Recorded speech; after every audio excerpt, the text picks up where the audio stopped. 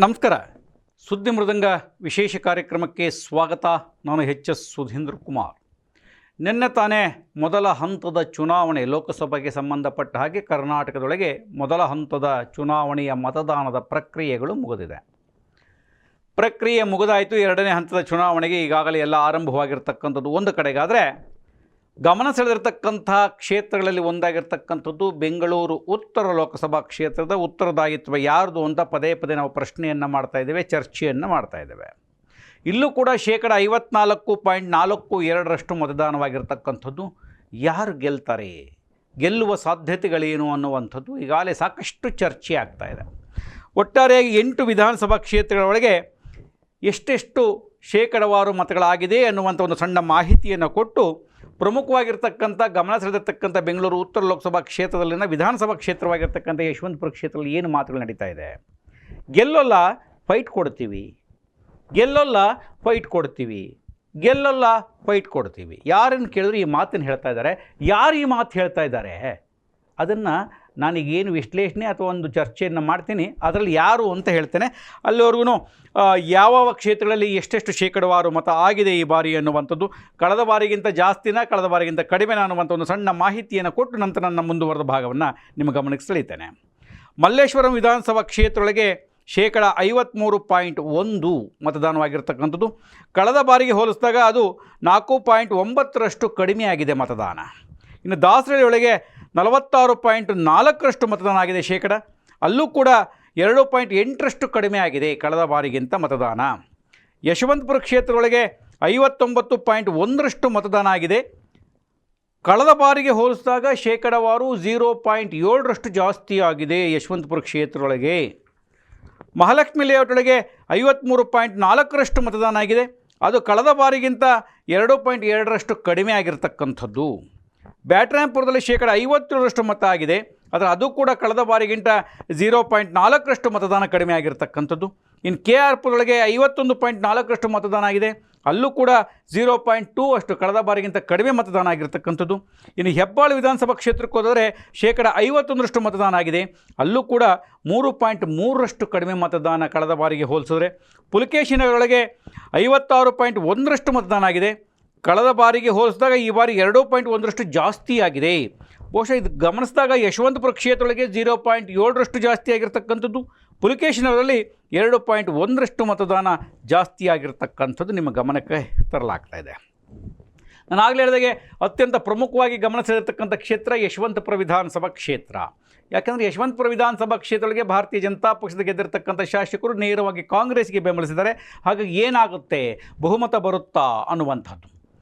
ಈ ಕುರಿತಂತೆ ಹೇಳುವುದಕ್ಕೆ ಮುನ್ನ ಒಂದಷ್ಟು ಮಾಹಿತಿಗಳು ಅಂತ ಹೇಳಿದ್ರೆ, ಕೆಲವೊಬ್ಬರ ಮತಗಳು ಡಿಲೀಟ್ ಆಗೋಗಿದೆ. ಇದು ಸಾಕಷ್ಟು ಚರ್ಚೆ ಆಗ್ತಾಯಿತ್ತು. ಯಾರ್ಯಾರ ಮತಗಳು ಡಿಲೀಟ್ ಆಗೋಗಿದೆ, ಎಲ್ಲೋ ಒಂದು ಪಕ್ಷದವರಿಗೆ, ಒಂದು ವರ್ಗದವರಿಗೆ, ಒಂದು ಜಾತಿಯವರಿಗೆ ಸಂಬಂಧಪಟ್ಟಂತಹ ಮತಗಳನ್ನು ಡಿಲೀಟ್ ಮಾಡಿಬಿಟ್ಟಿದ್ದಾರೆ ಎನ್ನುವಂಥ ಮಾತುಗಳು ನಡೀತಾ ಇತ್ತು.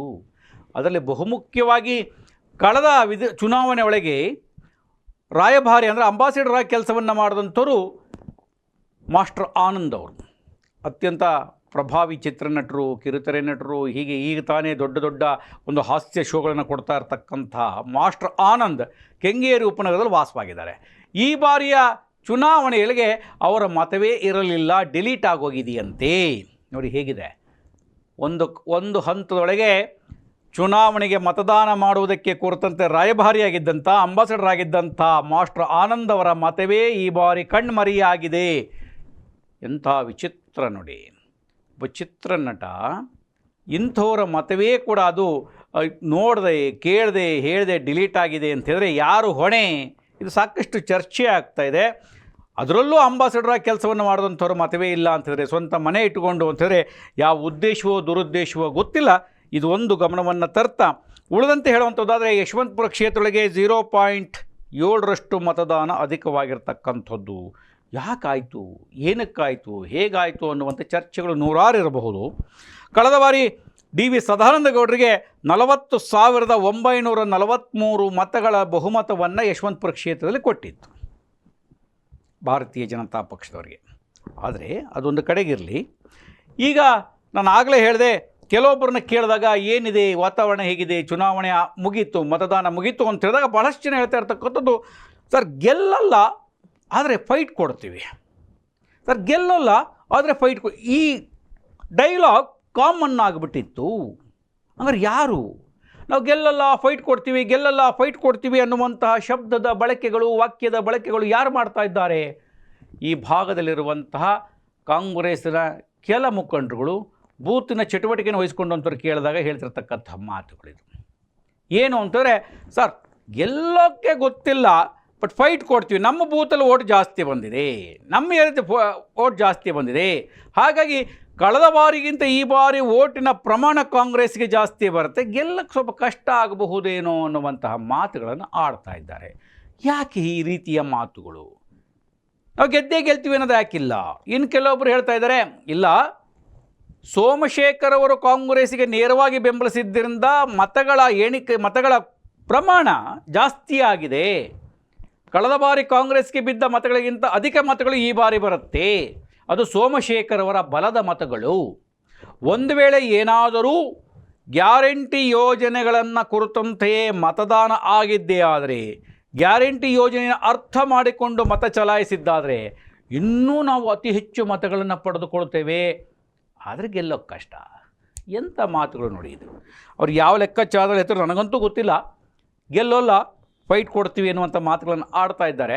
ಒಂದು ಕಡೆಗೆ JDSನವರು ಅವ್ರದ್ದೇ ಚುನಾವಣೆ ಒಳಗೆ ಮಾಡಿದ ರೀತಿ ಒಳಗೆ ಸಾಕಷ್ಟು ಪ್ರಮಾಣದೊಳಗೆ ಕೆಲಸವನ್ನು ಮಾಡಲಿಲ್ಲ, ಒಂದಷ್ಟು ಮಾಡಿದ್ದಾರೆ, ಇಲ್ಲ ಅಂತ ಅಲೆಗಳಿಲಿಕ್ಕೆ ಆಗೋದಿಲ್ಲ, ಆದರೆ ಪೂರ್ಣ ಪ್ರಮಾಣದ ಮಾಡಿಲ್ಲ, ಹಾಗಾಗಿ ಸ್ವಲ್ಪ ಕಷ್ಟ ಆಗಬಹುದೇನೋ ಒಂದಷ್ಟು ಮತಗಳು ಬರೋದಕ್ಕೆ ಅಂತ. BJP ಅವರಂತೂ ತಲೆ ಮೇಲೆ ಹೊತ್ತು ಕುಣಿದದ್ದಾಗಿದೆ, ಅವರಿಗೆ JDSನವರು ಬೆಂಬಲ ಕೊಟ್ಟಿದ್ದಾರೆ, ಇಲ್ಲ ಅಂತಲ್ಲ. ಯಾವ ಪ್ರಮಾಣದ ಮತಗಳು BJP ಅಭ್ಯರ್ಥಿಗೆ ಹೋಗಿದೆ ಅನ್ನುವಂಥದ್ದು ಮತಗಟ್ಟೆ ಏನು ಮತಗಳ ಎಣಿಕೆಯ ಸಂದರ್ಭದಲ್ಲಿ ಗೊತ್ತಾಗಬೇಕಾಗ್ತದೆ. ಇನ್ನೊಂದು ಬಹುಮುಖ್ಯವಾಗಿ ಅಂತ ಹೇಳಿದ್ರೆ, ಈಗಾಗಲೇ ಅನೇಕ ಮಾತುಗಳನ್ನ ಆಡ್ತಾ ಇದ್ದಾರೆ. ಯಶವಂತಪುರ ಕ್ಷೇತ್ರದೊಳಗೆ ಕಾಂಗ್ರೆಸ್ ಅಭ್ಯರ್ಥಿಗೆ ಕನಿಷ್ಠ 1 ಲಕ್ಷ ಮತಗಳಾದರೂ ಬರುತ್ತೆ. ಇಲ್ಲ, ಕಳೆದ ಬಾರಿ ಏನು ಕಾಂಗ್ರೆಸ್ನ ಅಭ್ಯರ್ಥಿಗೆ 20,000 ಮತ ಬಂದಿತ್ತು, ಅದು ಡಬಲ್ ಆಗಬಹುದು, 40,000 ಆಗಬಹುದು, ಅಬ್ಬಬ್ಬ ಅಂದರೆ ಸೋಮಶೇಖರ್ ಅವರ ಬೆಂಬಲದಿಂದ 60,000 ಆಗಬಹುದು ಅಂತ ಕೆಲವೊಬ್ಬರು ಚರ್ಚೆ. ಆದರೆ ಸಾಧ್ಯವೇ ಇಲ್ಲ. ಬಾಲರಾಜೇಗೌಡರು ಕಾಂಗ್ರೆಸ್ ಅಭ್ಯರ್ಥಿ, ಅವರನ್ನು ಸೋಮಶೇಖರ್ ಅವರ ಕಾಂಗ್ರೆಸ್ಸಿಗೆ ಬೆಂಬಲಿಸಿದ್ದನ್ನು ಕಂಪೇರ್ ಮಾಡಬೇಡಿ, ಅದರ ಲೆಕ್ಕಾಚಾರವೇ ಬೇರೆ. ಸೋಮಶೇಖರ್ ಅವರಿಗೆ ನೇರವಾಗಿ ಬೆಂಬಲಿಸಿದ್ರಿಂದ ಕನಿಷ್ಠ 1 ಲಕ್ಷ ಮತಗಳು ಬಂದೇ ಬರುತ್ತೆ, ಅದಕ್ಕಿಂತ ಹೆಚ್ಚಿಗೆ ಬಂದರೂ ಅಚ್ಚರಿ ಇಲ್ಲ. ಹಾಗಾದರೆ BJP ಮತ್ತು JDS ಮತಗಳನ್ನು ಲೆಕ್ಕ ತೆಗೆದುಕೊಂಡಾಗ 59.1% ಟೋಟಲ್ ಮತ ಆಗಿದೆ ಅನ್ನುವಂಥದ್ದಾದರೆ, ಸರಿಸುಮಾರು 6 ಲಕ್ಷ ಮತಗಳಲ್ಲಿ 3.4 ಲಕ್ಷ ಮತಗಳು ಒಟ್ಟಾರೆ ಚಲಾವಣೆ ಆಗಿದೆ ಅಂತ ಹೇಳಿದ್ರೆ, ಅದರಲ್ಲಿ ಒಂದಿಷ್ಟು ಅದು ಇದು ಪಕ್ಷೇತರವರ ಹೋದರೂ ಕೂಡ 3 ಲಕ್ಷ ಮತಗಳಲ್ಲಿ 1 ಲಕ್ಷ ಕಾಂಗ್ರೆಸ್ ತೆಗೆದುಕೊಂಡ್ರೆ JDS 2 lakh, JDS BJP ಅಭ್ಯರ್ಥಿಯಾಗಿರ್ತಕ್ಕಂಥ Shobha Karandlaje 2 lakh ಬಂದರೆ ಲೀಡ್ ಎಷ್ಟಾಯಿತು? ಕಳೆದ ಬಾರಿ 40,943ಕ್ಕಿಂತ ಅತಿ ಹೆಚ್ಚು ಲೀಡ್ ಯಶವಂತಪುರ ಕ್ಷೇತ್ರದಲ್ಲಿ ಶೋಭಾ ತೆಗೆದುಕೊಳ್ಳಬಹುದಾ ಅನ್ನುವಂಥ ಈ ಎಲ್ಲ ಕ್ಯಾಲ್ಕುಲೇಷನ್ ಈಗ ಆರಂಭವಾಗಿದೆ. ಹಲವೆಡೆ ಬೆಟ್ಟಿಂಗ್ಗಳು ಆರಂಭವಾಗಿದೆ, ಅದೇನಾಗುತ್ತೋ ಗೊತ್ತಿಲ್ಲ. ಈ ಮೊದಲು ಇನ್ನೊಂದು ಪ್ರಮುಖವಾಗಿ ಗಮನ ಸೆಳೆಯುವಂಥ ಅಂಶ ಅಂತ ಹೇಳಿದ್ರೆ, ಯಶವಂತಪುರ ನಗರ ಮಂಡಲದ ಕಾಂಗ್ರೆಸ್ಸಿನ ಬೂತ್ ಏಜೆಂಟ್ಗಳು, ಬೂತಿನ ಜವಾಬ್ದಾರಿ ಹೊತ್ತಂಥವರು, ಬೇರೆ ಬೇರೆ ಜವಾಬ್ದಾರಿಯನ್ನು ತೆಗೆದುಕೊಂಡಂಥವ್ರು, ಬೇರೆ ಬೇರೆ ಇದನ್ನು ತೆಗೆದುಕೊಂಡಂಥವ್ರು, ಬೇರೆ ಬೇರೆಯನ್ನು ಜವಾಬ್ದಾರಿಗಳಿಸ್ಕೊಂಡಂಥವ್ರು, ಬೇರೆ ಬೇರೆ ಇದನ್ನು ಮಾಡಿದಂಥವ್ರು, ನಾವು ಮಾಡಿದ್ದೀವಿ ಅಂತ ಹೇಳೋದು ಒಂದು ಕಡೆಗಾದರೆ, ಯಶವಂತಪುರ ಗ್ರಾಮಾಂತರ ಮಂಡಲಗಳಿಗೆ ಕೆಲವೊಂದು ಪಂಚಾಯಿತಿಯೊಳಗೆ ನಮ್ಮ ಮರ್ಯಾದೆಯನ್ನು ಉಳಿಸಿಕೊಳ್ಳಲೇಬೇಕು, ನಮ್ಮ ಬೂತಿನೊಳಗೆ ನಮ್ಮ ಪಂಚಾಯಿತಿಯ ವ್ಯಾಪ್ತಿಯೊಳಗೆ ಸೋಮಶೇಖರ್ ಅವರಿಗೆ ಲೀಡ್ ಕೊಡಿಸದೇ ಹೋದರೆ ಸೋಮಶೇಖರ್ ಅವರ ಮುಂದೆ ಕುಳಿತು ಮಾತನಾಡುವುದಕ್ಕೆ ಸಾಧ್ಯತೆ ಆಗುವುದಿಲ್ಲ ಎನ್ನುವ ದೃಷ್ಟಿಕೋನದಿಂದ ಅವರುಗಳೇ ಪರ್ಸನಲ್ ಆಗಿ ಇಂಟ್ರೆಸ್ಟ್ ತೆಗೆದುಕೊಂಡು ಗ್ಯಾರಂಟಿ ಯೋಜನೆಗಳ ಜೊತೆಗೆ ಅವರದೇ ಆಗಿರತಕ್ಕಂಥ ಒಂದಷ್ಟು ಏನು ಕೊಡಬಹುದಾಗಿತ್ತೋ ಅದನ್ನು ಕೊಟ್ಟು ನೀವು ಮತ ಹಾಕಲೇಬೇಕು ಅಂತ ಹೇಳಿದ್ದಾರೆ ಅನ್ನುವಂತಹ ವರ್ತಮಾನಗಳಿವೆ. ಸತ್ಯವೋದು, ಅದೇನು ಕೊಡಬೇಕಾಗಿತ್ತೋ ಅನ್ನುವಂಥ ನಾನು ಬಹಿರಂಗವಾಗಿ ಹೇಳಲಿಕ್ಕಾಗೋಲ್ಲ ಅಂತ ನಿಮ್ಮೆಲ್ಲರಿಗೂ ಗೊತ್ತಿದೆ. ಬೇರೆ ಬೇರೆ ಕಡೆ ಕೊಟ್ಟಿದ್ದನ್ನು ತಗಲಾಕೊಂಡಿರ್ತಕ್ಕಂಥದ್ದನ್ನು ನೋಡಿದಿರಿ, ಸೀಸ್ ಮಾಡಿರ್ತಕ್ಕಂಥದ್ದನ್ನು ನೋಡಿದಿರಿ, ಕೆಲವೊಂದು ಕಡೆ ಕವರಲ್ಲಿ ಹಾಕಿದ್ದು ಅದರ ಕಿತ್ಕೊಂಡಿರೋಂಥದ್ದನ್ನು ನೋಡಿದಿರಿ. ಹಾಗಾಗಿ ಏನು ಕೊಟ್ಟಿರ್ಬೋದು ಅಂತ ನಿಮಗೆ ಗೊತ್ತಿದೆ. MLA ಚುನಾವಣೆಗೆ ಕೊಟ್ಟಿದ್ದಕ್ಕಿಂತ ಕಡಿಮೆ ಭಾಗದಷ್ಟನ್ನು ಕೊಟ್ಟಿದ್ದಾರೆ. ಯಾಕೆಂದರೆ ಅವರ ಪಂಚಾಯತ್ಗಳ ಲೀಡ್ ಕೊಡಿಸದೇ ಹೋದರೆ ಸೋಮಶೇಖರ್ ಅವರ ಬಳಿ ಮಾತನಾಡೋದಕ್ಕೆ ಸಾಧ್ಯತೆ ಇಲ್ಲ. ನಾನು ಇಷ್ಟೊಂದು ಪಂಚಾಯಿತಿಗೆ ನಿಮಗೆ ಅನುಕೂಲ ಮಾಡಿಕೊಟ್ಟು ನನಗೆ ನಿಮ್ಮ ಪಂಚಾಯಿತಿಗಳಿಗೆ ಬಹುಮತ ಕೊಡಿಸದೇ ಹೋದರೆ ನಿಮ್ಮ ಕೆಲಸ ಏಕೆ ಮಾಡಿಕೊಡಬೇಕು ಅಂತ ಸೋಮಶೇಖರ್ ತರಾಟೆಗೆ ತೆಗೆದುಕೊಳ್ಳುವುದು 100ಕ್ಕೆ 100 ಗ್ಯಾರಂಟಿ. ತರಾಟೆಗೆ ತೆಗೆದುಕೊಂಡರೆ ಆ ಗ್ಯಾರಂಟಿಗೆ ಉತ್ತರಿಸಲಿಕ್ಕೆ ಆಗುವುದಿಲ್ಲ ಅಂಥೇಳಿ ಗ್ರಾಮಾಂತರದ ನಾಯಕರು ತಮ್ಮ ಕೈಯಿಂದ ಖರ್ಚು ಮಾಡಿ ಮತ ಹಾಕಿಸುವ ಪ್ರಯತ್ನವನ್ನು ಮಾಡಿದ್ದಾರೆ. ಅವು ಮತಗಳಾಗಿವೆಯೇ, ಏನಾಗಿದೆ ಎನ್ನುವಂಥದ್ದು ಮತ ಎಣಿಕೆಯ ಸಂದರ್ಭದಲ್ಲಿ ಗೊತ್ತಾಗಬೇಕು. ಹಾಗಾಗಿ ಹಲವು ಗ್ರಾಮಾಂತರ ನಾಯಕರುಗಳು ಮರ್ಯಾದೆಗಾಗಿ ಕಸರತ್ತನ್ನು ನಡೆಸಿ ಸ್ವಂತ ಖರ್ಚನ್ನು ಮಾಡಿರ್ತಕ್ಕಂಥದ್ದು ಇದೆ. ಹಾಗಾಗಿ ಕಾಂಗ್ರೆಸ್ ಬಹುಮತ ಬರುತ್ತಾ ಯಶವಂತಪುರ ಕ್ಷೇತ್ರದೊಳಗೆ, ಅಥವಾ JDS BJP ಅಭ್ಯರ್ಥಿಗೆ ಬಹುಮತ ಬರುತ್ತಾ, ಕಾದು ನೋಡಬೇಕಾಗಿದೆ. ಬಹುಮತ ಅಂದರೆ ಯಾವ ರೀತಿಯ ಬಹುಮತ? ಇಲ್ಲಿ ಚರ್ಚೆ ಆಗ್ತಿರ್ತಕ್ಕಂಥದ್ದು ಬೇರೆ ಬೇರೆ ರೀತಿಯೊಳಗೆ. ಬಹುಮತದ ಪ್ರಮಾಣ ಕಡಿಮೆ ಮಾಡಿದರೆ ಸಾಕು ನಮ್ಮ ಗೌರವ ಉಳಿದುಕೊಳ್ಳುತ್ತೆ ಅನ್ನುವಂಥದ್ದು ಕೆಲವೊಬ್ಬರ ವಾದ. ಕಳೆದ ಬಾರಿ 40,943 ಬಹುಮತ ಸದಾನಂದ ಗೌಡರಿಗೆ ಏನು ಬಂದಿತ್ತು, ಆ ಬಹುಮತದ ಪ್ರಮಾಣ ಕಡಿಮೆ ಮಾಡಬೇಕು. ಒಂದು 20,000 ಬಹುಮತ ಬೇಕಾದರೆ ಶೋಭಾ ಕರಂದ್ಲಾಜೆಗೆ ಬರಲಿ, 40,000 ಮೀರಬಾರದು ಅನ್ನುವಂತಹ ದೃಷ್ಟಿಕೋನದ ಕೆಲಸ ಕಾರ್ಯಗಳು ನಡೆದಿವೆ ಅನ್ನುವಂಥದ್ದಾಗಿದೆ. ಆದರೆ ಜೂನ್ 4ರಂದು ಮತ ಎಣಿಕೆಯ ಸಂದರ್ಭದೊಳಗೆ ಎಷ್ಟು ಬಹುಮತ ಬಂದಿದೆ ಎನ್ನುವುದರ ಆಧಾರದ ಮೇಲೆ ಗೊತ್ತಾಗುತ್ತೆ ಯಾರ್ಯಾರು ಎಷ್ಟೆಷ್ಟು ಕೆಲಸ ಮಾಡಿದ್ದಾರೆ, ನಗರದೊಳಗೆ ಅಂದರೆ ಯಶವಂತಪುರ ನಗರದೊಳಗೆ ಏನು ಮಾಡಿದ್ದಾರೆ, ಗ್ರಾಮಾಂತರದಲ್ಲಿ ಏನು ಮಾಡಿದ್ದಾರೆ, ಯಾವುದು ವರ್ಕೌಟ್ ಆಗಿದೆ ಎನ್ನುವಂಥದ್ದು. ಒಟ್ಟಾರೆಯಾಗಿ ಸೋಮಶೇಖರ್ ಅವರು ಕಾಂಗ್ರೆಸ್ಗೆ ಬೆಂಬಲಿಸಿದ್ರಿಂದ ಮತ ಜಾಸ್ತಿ ಬರಬಹುದು ರಾಜೀವ್ ಗೌಡರಿಗೆ. ಒಂದು ಕಡೆಗೆ ಎಲ್ಲೋ ಒಂದು ಕಡೆಗೆ ಬಹುಮತ ಏನಾಗಬಹುದು ಅನ್ನುವ ಚರ್ಚೆ ನಡೀತಿದೆ. ಅವರದೇ ಅತ್ಯಾಪ್ತರುಗಳು ಅವರನ್ನು ಜೊತೆಯಲ್ಲಿ ಇರುವಂಥವರೇ ಹೇಳುವಂಥದ್ದು ಗೆಲ್ಲಲ್ಲ, ಫೈಟ್ ಕೊಡ್ತೀವಿ ಎನ್ನುವಂಥ ಮಾತನಾಡ್ತಿದ್ದಾರೆ. ಫೈಟ್ ಬೇಕಾಗಿಲ್ಲ, ಬಹುಮತ ಬೇಕಲ್ವೇ? ಯಶವಂತಪುರ ಕ್ಷೇತ್ರದಲ್ಲಿ ಸೋಮಶೇಖರ್ ಅವರು ಕಾಂಗ್ರೆಸ್ಗೆ ಬೆಂಬಲಿಸಿದ್ದರ ಪರಿಣಾಮ ಏನಾಯಿತು?